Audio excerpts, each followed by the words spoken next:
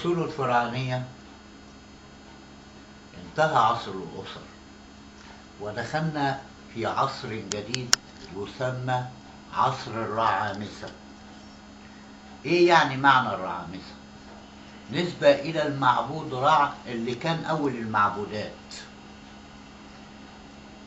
من رعمسيس الأول إلى رعمسيس الثاني إلى التاسع عشر.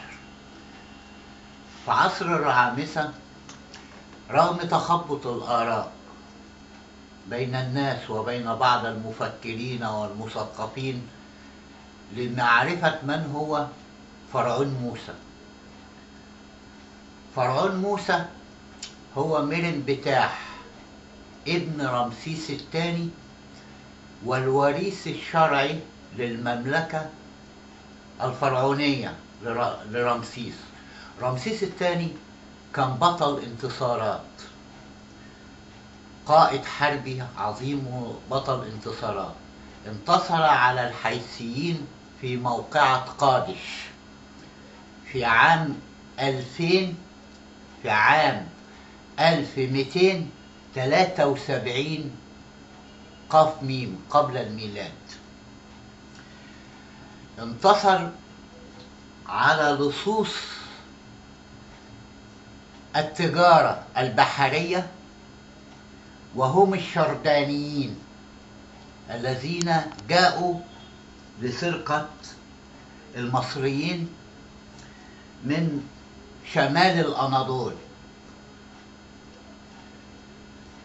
في الفترة دي أم مرنبتاح هي زوجة رمسيس الثاني اللي هي إيزيس نفرت.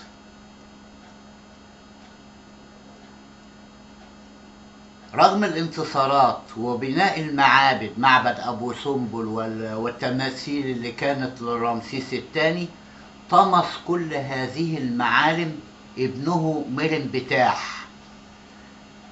ومرنبتاح هو اللي تربى مع نبي الله كليم الله موسى عليه السلام، لما أخته رمته خوفا من بطش الفراعنة الطغاة، رمته في اليم، فأخذته امرأة رمسيس الثاني وربته حتى نضج وصار قائدا من قوات رمسيس الثاني مع مرنبتاح. في هذه الفترة كانت بني إسرائيل مضطهدة من قبل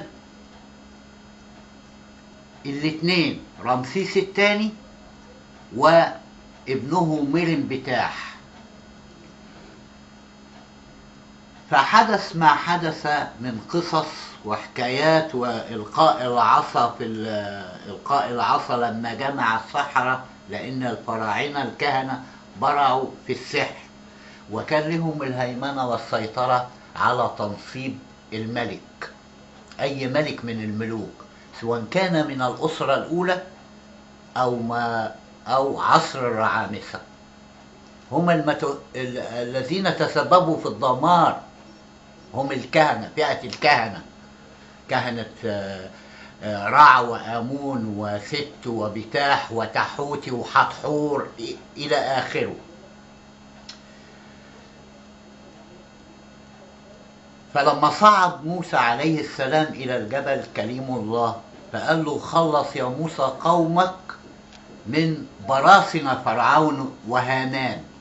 كان وقتها تعين أو كبر الكاهن الأكبر هامان، كان كبير الكهنة، فتعين بقى رئيس وزراء، رئيس البلاط الملكي لدى مرنبتاح.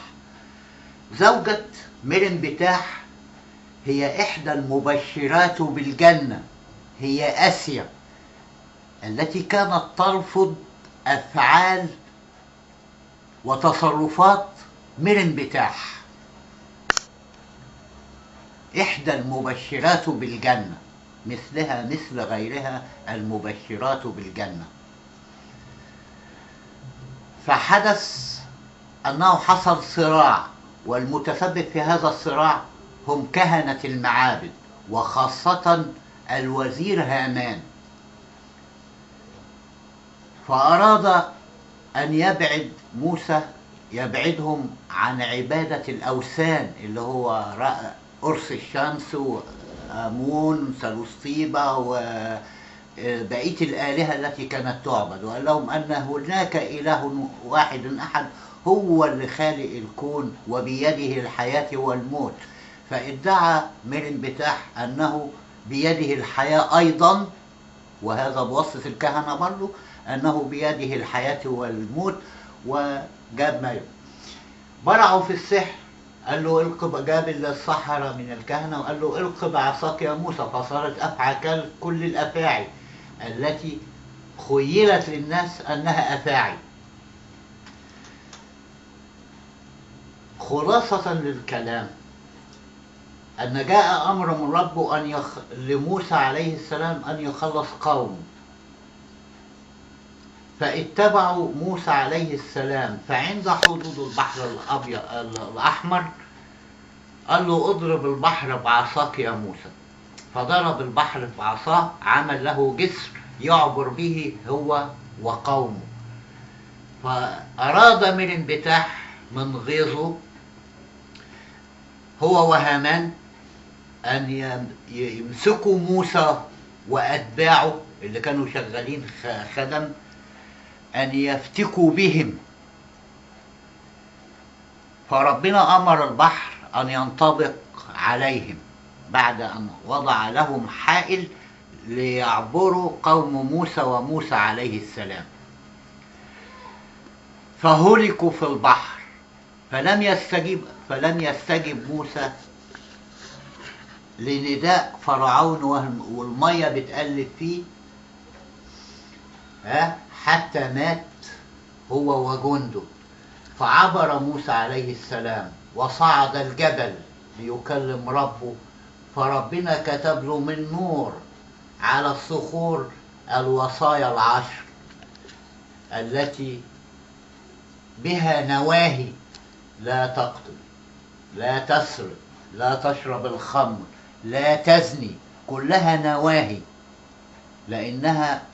لأن هذه النواهي تعاصي أمر الخالق.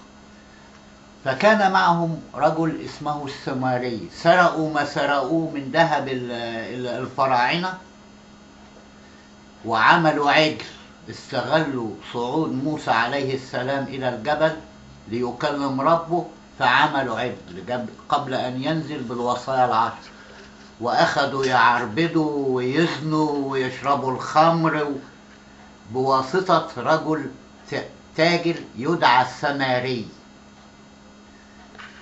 فعندما نزل موسى عليه السلام وجد قومه، غالبية قومه في قمة الفجر، فألقى بالوصايا العشرة على العجل فتفتفت وانشقت الأرض وبلعت البعض منهم، وتشتتت بني إسرائيل في كل الاتجاهات.